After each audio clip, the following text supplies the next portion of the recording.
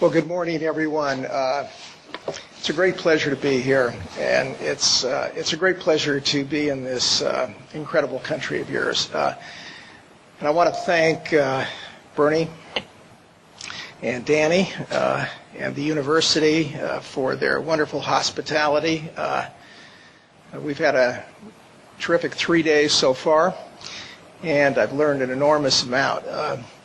I have to digress for a moment, just tell a quick story that we were on the way to the university yesterday in a taxi. I had not yet met Danny, and the taxi driver was taking us, and he's about 75 years old, and he didn't know what gate to come in, so we called Danny to find out what gate it was, and he asked to be given the phone, so we gave the driver the phone, and he started in Hebrew talking to Danny, and then he gave the phone back to us. They had a very animated conversation. He gave the phone back, and he said, "Oh, I know Professor Shemowitz very well.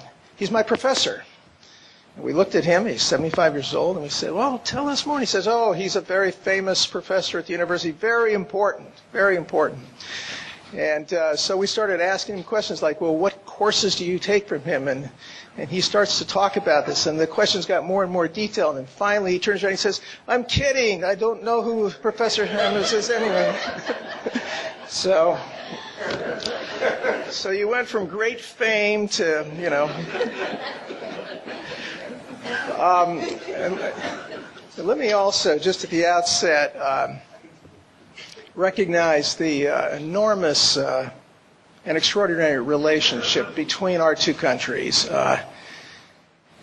We value Israel greatly, and I'm so impressed by the relationship between our governments on food security issues, the relationship between universities here in the United States, between researchers and scientists.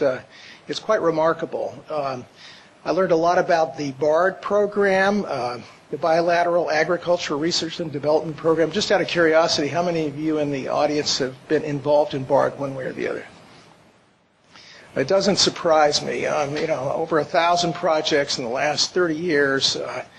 And I talked to the Minister of Agriculture Monday, I believe, Drew, and we talked about how hopefully we can find a way to expand this very important program going forward, which I'll look at in Washington when I get back. Today, as Bernie says, I want to talk about the importance and the relationship of food security to conservation and sustainable land practices. I know you're talking about biotechnology, about efficiency and greater production of agricultural projects. We're talking about the range of packaging, transportation, storage, and so forth. They are also very important, no question about it. But it's not my area of expertise. My area of expertise is more in the conservation area. So I'm going to stick to that, but I want to just emphasize that you cannot talk about food security unless you talk about protecting the water, the air, the soil, the wildlife that goes with it. It's just absolutely essential. You won't have food security unless you do this. And vice versa, we won't have conservation sustainability without food security. So we're joined at the hip. They're both very, very important. And what I want to do today is share some of my experiences and some of the challenges we're facing in the United States as we deal with these issues, which I think will have relevance to other parts of the world. So first, let me just give you a very quick rundown. That's my home state of Colorado. Give you a quick rundown of the programs that I oversee in the United States. The first program, and this was like the ambassador yesterday from the Shah, he said his program was not well known, but it was very important. One of the agencies I oversee is called the Natural Resources Conservation Service. And it is not an agency well known in the United States, but it is enormously important. It oversees probably one of the largest conservation funds in the world.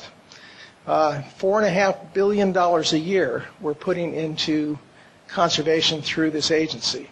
It has offices 3,000 offices in almost every county in America, has 12,000 employees. It's a very, very important program working with private landowners on voluntary conservation efforts through technical assistance, through financial assistance.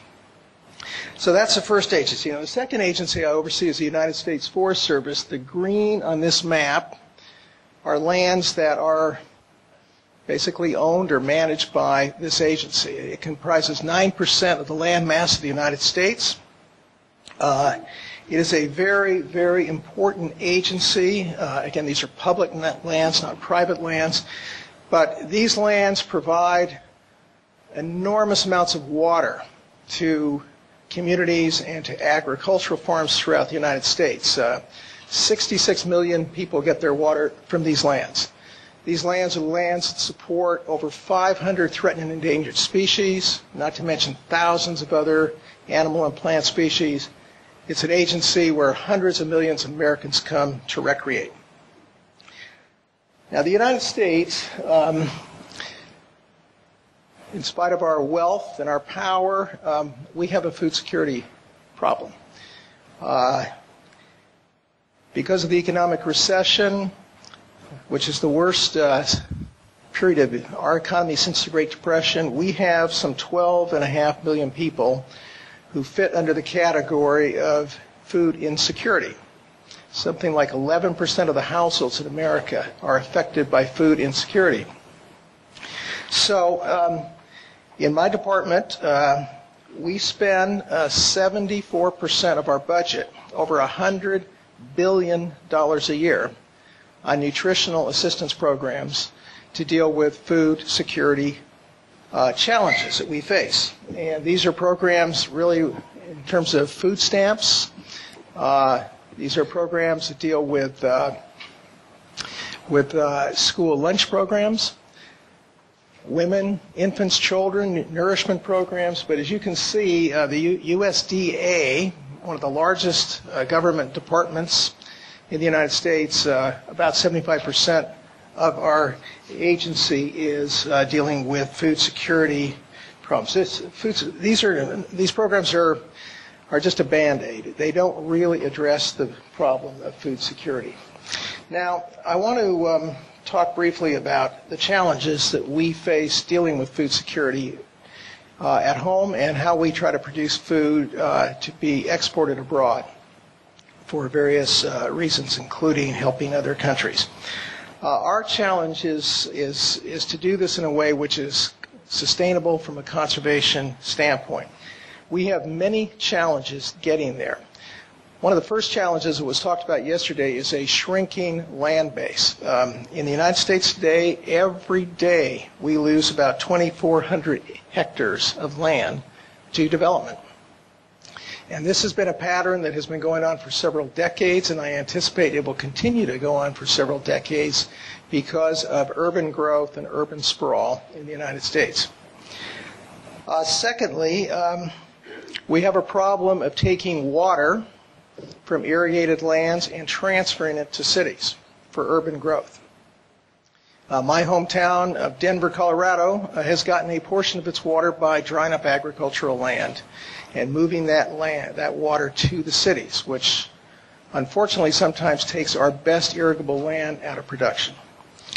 Thirdly, we talked about this yesterday, biofuels continues to be an important part of the U.S. energy mix. It is a growing part of the mix. It will probably be there for several decades. And biofuels, even though we're working on getting different types of feedstocks that are not food related, it still has an impact on taking irrigable land and using it for other purposes. Now, in addition to the question of our land base, we have some challenges with water. And worldwide, I think, as you know, agriculture uses about 75% of fresh water. 25% of global freshwater use exceeds long-term supplies. 35% of irrigation water exceeds supply rates. And by 2025, it's estimated, according to the United Nations, that 1.8 billion people in this world will live in regions with acute water scarcity.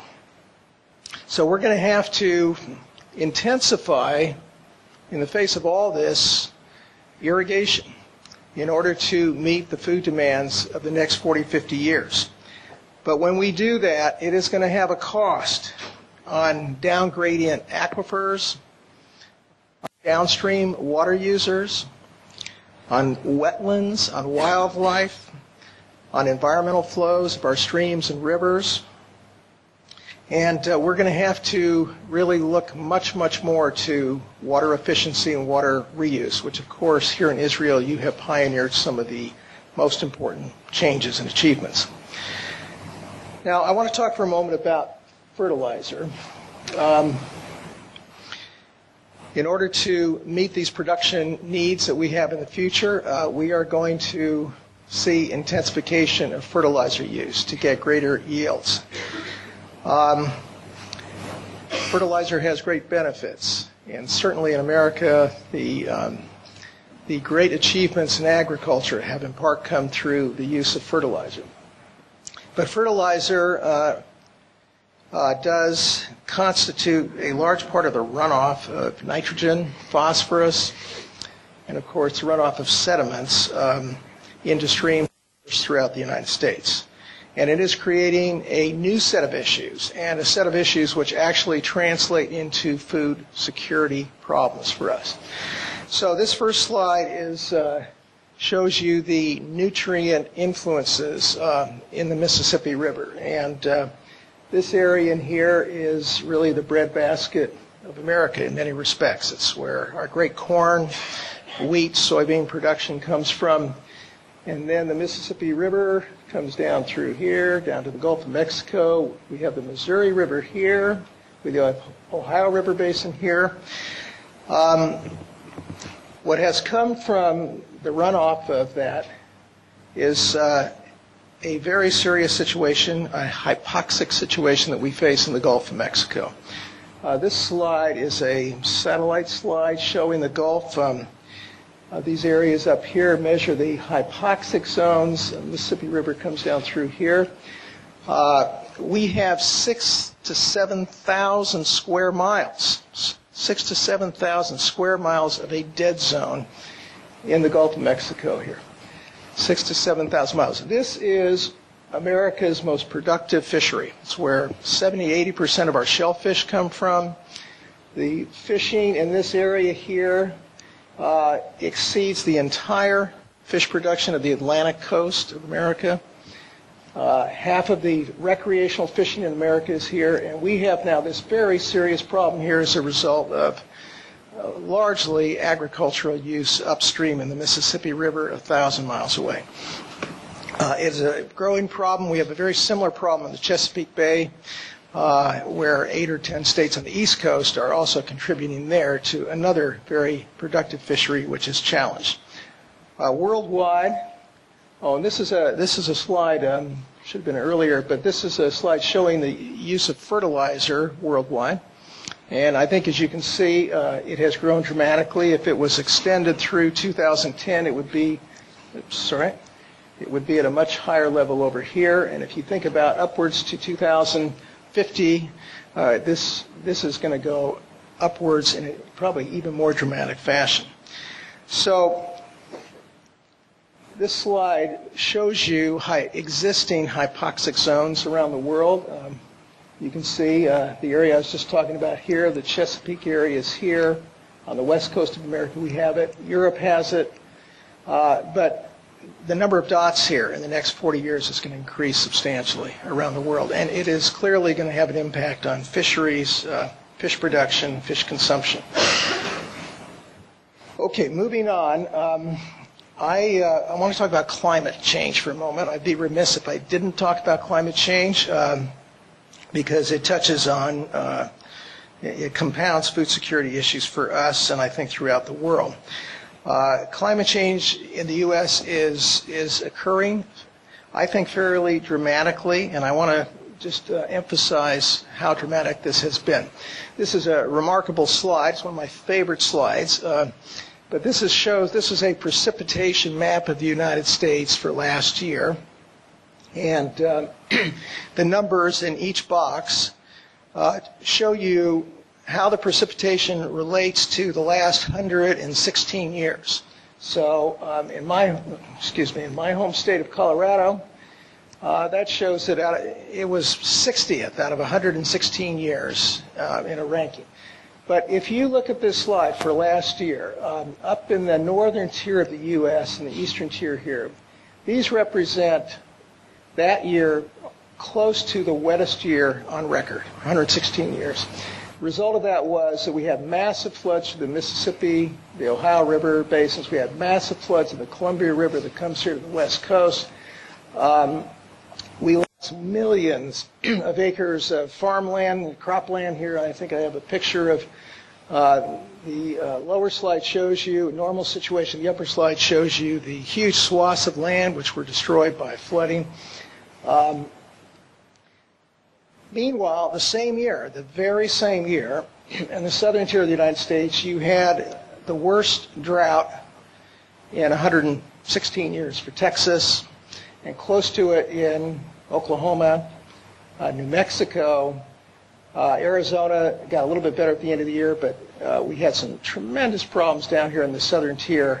I don't think we've ever had cumulatively as dry a summer, dry a year in this part of the country. Now, the effect in that part of the country is wildfires, and we had tremendous wildfires. The largest wildfire in the history of Texas, Arizona, New Mexico occurred.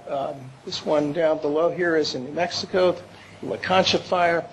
But this satellite view shows you just the extent of the wildfires that we had. We had more land burning last year than just about any other year. And my agency, the U.S. Forest Service, is a principal wildfire suppression agency in the country.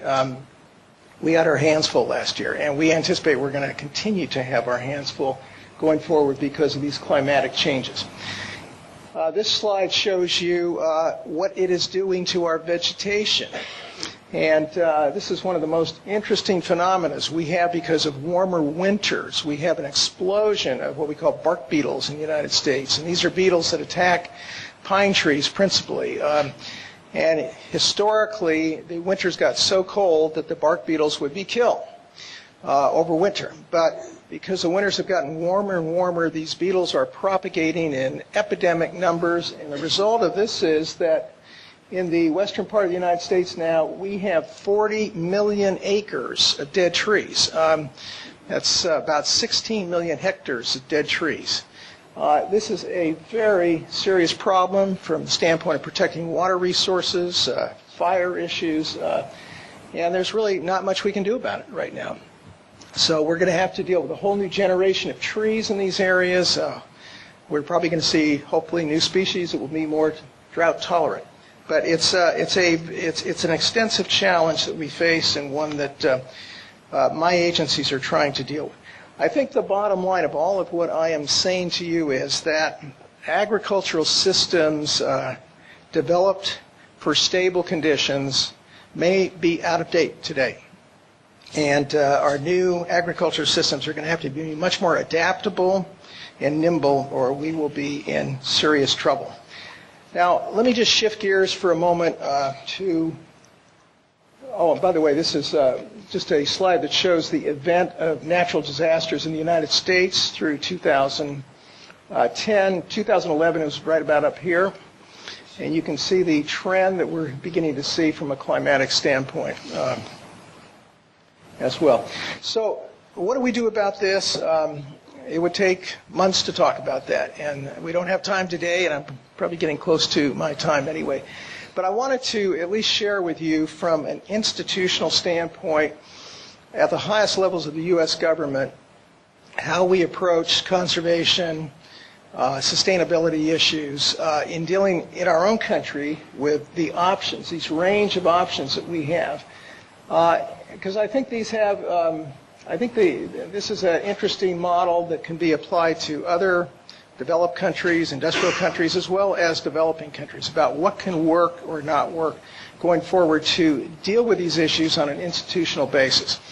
Over here, environmental regulations. This is what Bernie was talking about when he introduced me. This is America's response 40 years ago to how do we protect the environment. And down here, in the early 1970s, we passed 5 or 6 landmark pieces of legislation which shaped the way America would address these issues. And to some extent, in other parts of the world, this has been followed, particularly in Europe and other places. But these efforts here have been top-down.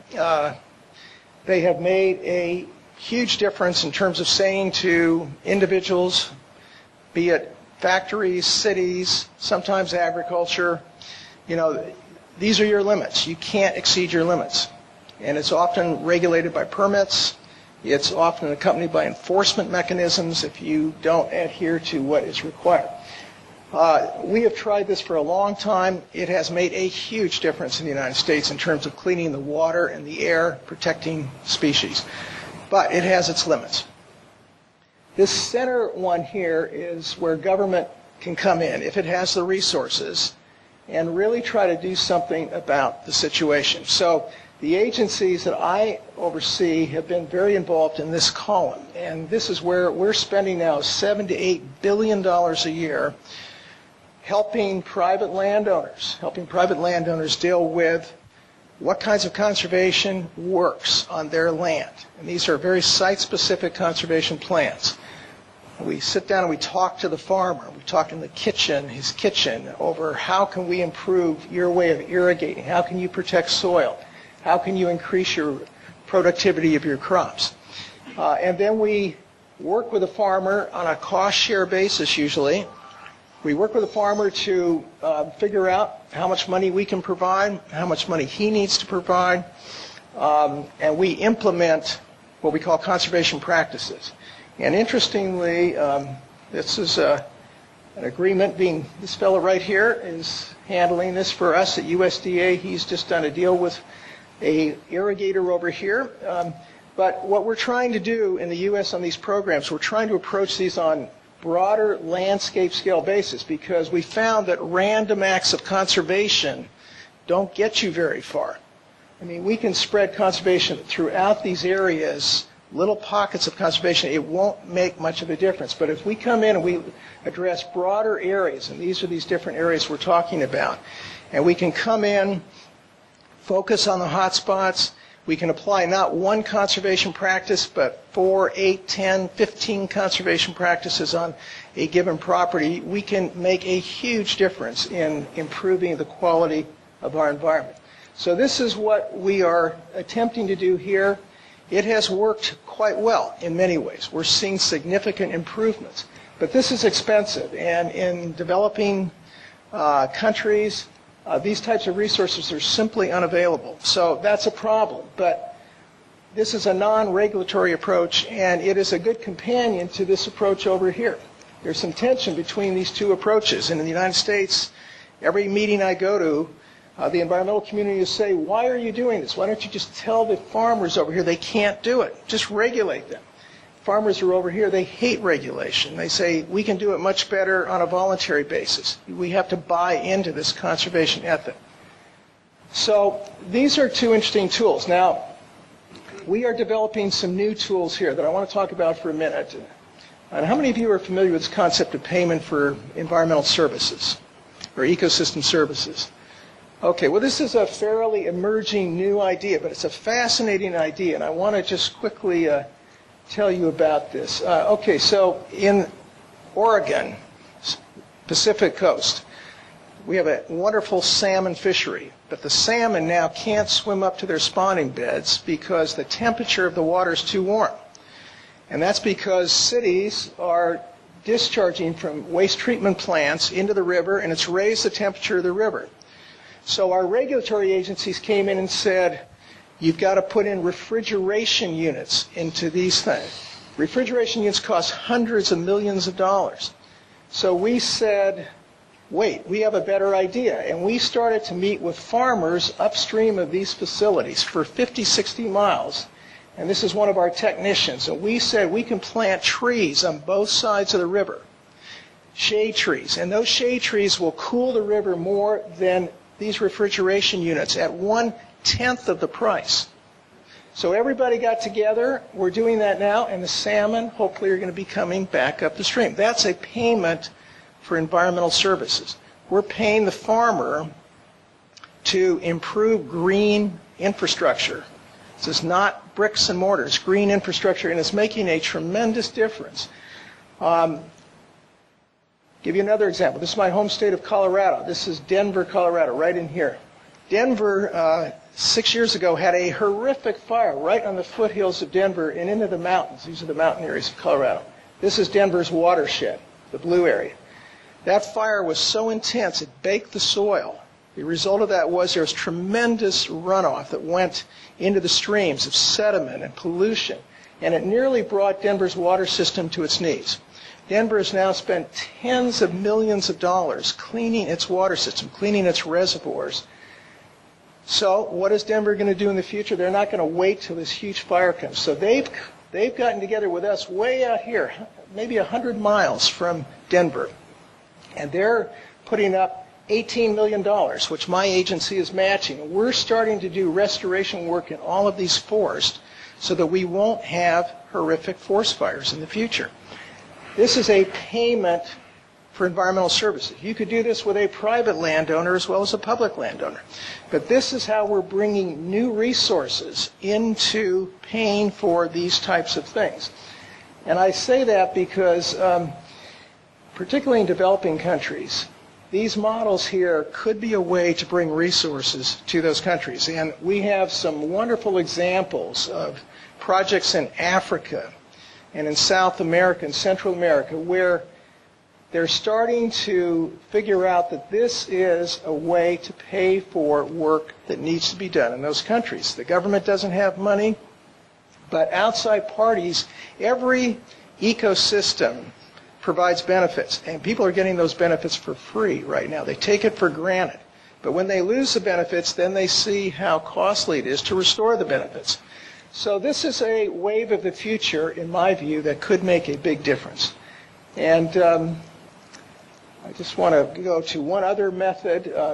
We are working very hard in the States to reach out to the NGO community, to the foundation community, to the business community, to get them involved in finding solutions to our problems. This can happen, obviously, as several of the lectures yesterday showed, with developing countries.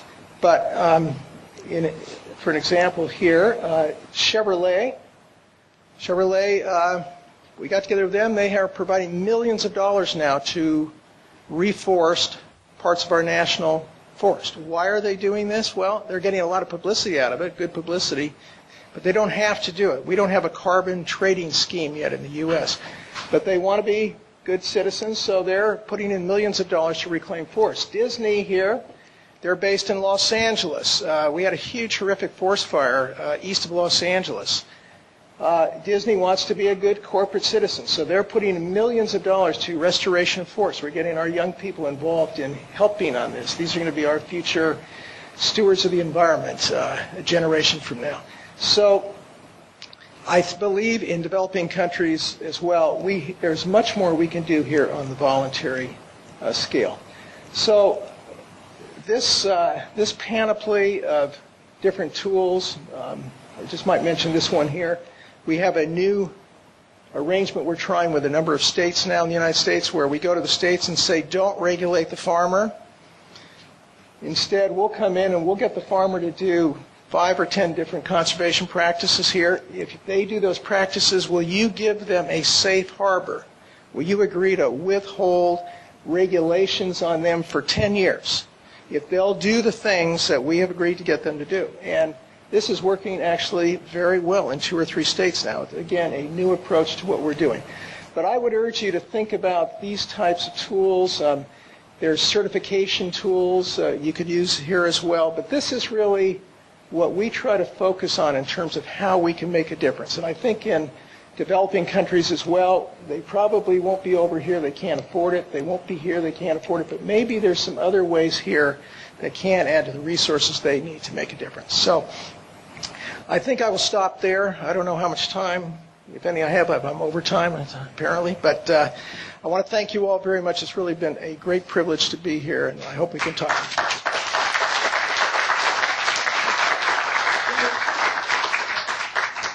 I think this was a fantastic talk for us to contemplate.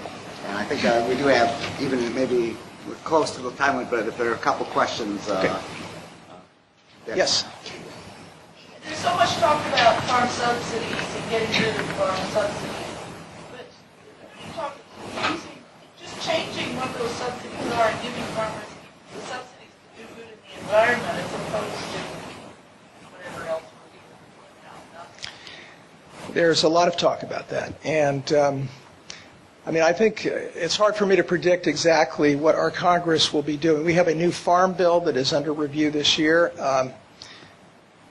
Certainly, the environmental community and certain other communities have urged that instead of stopping the subsidies, you couple the subsidies with doing additional things. I think that the programs I've just outlined, the conservation side of the farm bill, seems to now be the least controversial part. And a lot of the suggestions we're getting is we have to be tougher. We have to be more vigilant about the environmental requirements on the conservation side.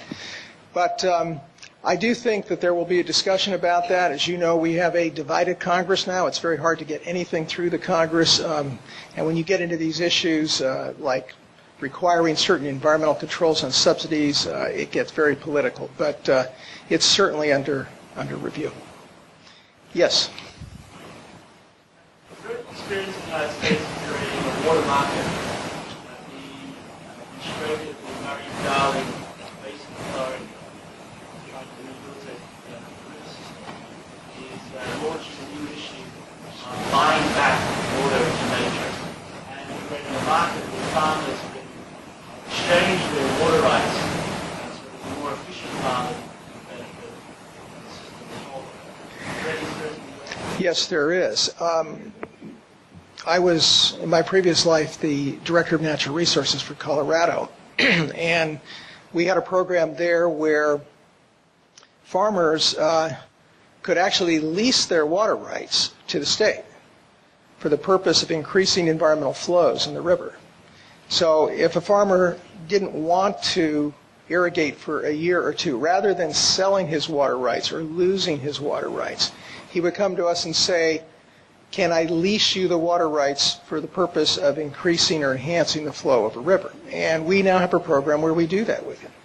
And then later, if he decides he wants to go back into agriculture, he has the option of coming to us and we renegotiate what sort of a lease would be appropriate to hopefully continue to protect that segment of the stream while allowing him to do some further irrigation. But yes, there are programs like that, and a lot of these programs really are designed to take a look at the suite of services that water provides to wetlands, to riparian corridors, to stream corridors to protect the environment. Yes? To follow up on Debbie's question, if farm subsidies would drop, would the farmers then use less fertilizer and then you would have less of these environmental problems? I'm not sure whether farmers... the problem I see with fertilizer in farming today is that farmers don't know sometimes how to use the fertilizer. You know, if you sit down with a farmer and you talk about the rate the fertilizer is applied, the method that it's applied, the time when it's applied, it can make a tremendous difference. And sometimes it's just a very simple thing of passing on this knowledge and then providing sometimes the technical tools and sometimes structural tools that will help a farmer do that. But we're finding, I don't think it's so much the subsidy issue. And frequently when these conservation measures are employed, the farmer realizes it's more profitable to use conservation measures than not using conservation measures. So that's all part of this educational process that we're going through with farmers. Yes? Just a quick comment on that. The technology is there. I mean, the GPS system or the Yes. GPS system that tells the farmer exactly where to fertilize the field and what kind of... That's correct. And the whole technology is there. Right? It is. So why isn't that implemented? Well, it's not implemented because, I'll give you a couple of reasons, I think. One is that The technology's there, but it isn't used widely. Precision agriculture, some farmers use it very skillfully and effectively. Others simply don't understand it. They don't have the ability to pay for it. They're set in their ways. They don't want to change. They've always done it a certain way. So I think there's a variety of reasons, but we find when we can take our people and go out into the field and sit down with a farmer and really explain it and talk about the economics of it and talk about that it's not a complicated process and it doesn't cost money and that it can actually save you money in the long run, that can make a tremendous difference, and often they will then move to a different way of practicing agriculture. Yes? Last one. You mentioned at the beginning the large portion of your budget. Now, each of those things, school lunches, all related to the issue of feeding, to current generation of America, and it's related to the issue of peace. This is the issue of security. What is the policy the U.S. is? Okay, our school lunch programs are increasingly focused on good nutrition. The U.S. probably has the worst obesity problem in the world. And we're doing a lot more to encourage healthy eating habits amongst young people. But we had a recent situation where one of my other fellow undersecretaries who oversees a nutrition program tried to take pizza off the school lunch menu, and it caused a tremendous stir in our United States Congress. They tried to pass a bill forcing us to keep pizza on the menu. So it's a complicated question, but we understand. I mean, we are very focused on nutritional issues now at USDA, and we have research, we have departments, we have programs, we have educational efforts to try to deal with this. But there's certain economic forces at play that have a stake in this issue, that don't always want to change. But America has a long way to go. We're working very hard in nutritional issues. We're working very hard on getting people outdoors. The First Lady has a Let's Move program where we're trying to get young people spend 8, 10, 12 hours a day on their computers, their iPods, their iPhones. They never get outside. They never get outside. And so we are trying very, very hard to urge schools to start new athletic programs. In the summertime now, my department's hiring 25,000 people to get them outside working in the outdoors, working in our parks and our forests and so forth. We're going to try to do much more of this, but we have a long way to go. Well, thank you again. It's been great to be here.